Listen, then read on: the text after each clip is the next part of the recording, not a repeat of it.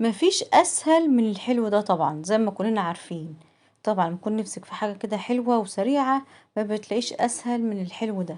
النهاردة عملت رز بلبن كريمي تحفة جدا، وهنزينه بقى بالحاجات اللي انت موجودة عندك، حاجات كده جديدة، بس نسمي الله ونصلي على الحبيب. وما تنسوش لايك واشتراك في القناة، ولايك ومتابعة على صفحتي على الفيسبوك. والأول مرة يشوف قناتي، أنا اسمي سماع عمر. أول حاجة كده جبت نص كوباية من الرز مغسول كويس جدا، تمام، نص كوباية بس.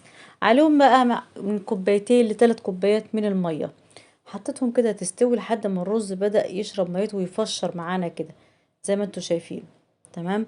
بعد ما الرز بدأ يستوي معانا، رحت جايه نازله بقى بايه، بلتر من الحليب، يعني كيلو من اللبن. تمام. ببدأ اقلب بقى الرز باللبن مع بعض كده، وبسيبه حوالي دقيقتين تلاتة الرز يستوي يكمل سواه في قلب اللبن. نزلت بقى بالفانيليا بتاعتي، ونزلت كمان بكوباية من السكر. طبعا السكر ده اختياري حسب رغبتك انتي، شوف انت بتحبيه مسكر بتحبيه خفيف، سكر براحتك. تمام. سبت بقى الرز مع اللبن كده يستوي حوالي دقيقتين تلاتة كده، تكمل سواه ورزاية حبيت الرز تشرب من اللبن. بعد كده كنت بقى عاملة ايه، كنت جايبة 5 معالق من النشا، 5 معالق نشا، حطيت عليهم نص كوباية من اللبن او المية، يكون بارد مش سخن، نص كوباية لبن او نص كوباية مية. وقلبت ال5 معالق نشا في نص كوباية دي، وبعد كده نزلت عليهم وقلبتها كده تقلبتين تلاتة لحد ما الخليط تقل معانا. شايفين رز تحفة كريمي؟ شايفين الجمال؟ شايفين شكله؟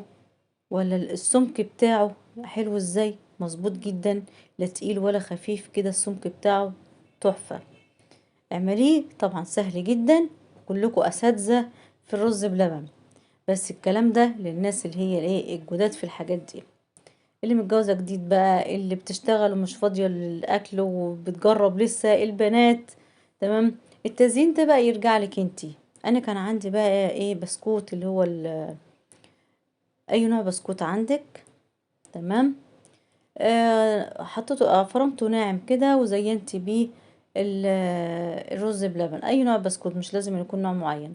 مكسرات عندك زيني بيه. كان عندي موز قلت ازين بيه برضو. بصي التزيين ده يرجع لك انتي، دلعي او العيال، دلعي ولادك كده. عندي شوكولاته كده اللي هي البسكوته من ساعه العيد موجوده لسه عندي، قلت برضو احطها كده على الوش كده. العيال بيحبوا الحاجات دي جدا جدا. يعني التزيين ده يرجع للي موجود عندك في البيت، دلعي ولادك وزيني لهم واعملي لهم الحاجات الحلوة دي. شوفي رشة كده من البسكوت كده، جميل جدا، بتديله طعم حلو قوي مع الرز بلبن بجد يعني. اي صوص شوكولاتة عندك بقى حطيه تحفة بجد يعني. كان شوية رز بلبن كانوا جمال جدا.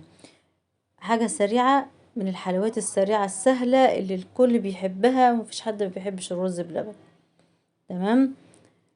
اعمليه، وما ننساش بقى رأيكم والتعليق الحلو والاشتراك اللي لسه ما اشتركش. السلام عليكم.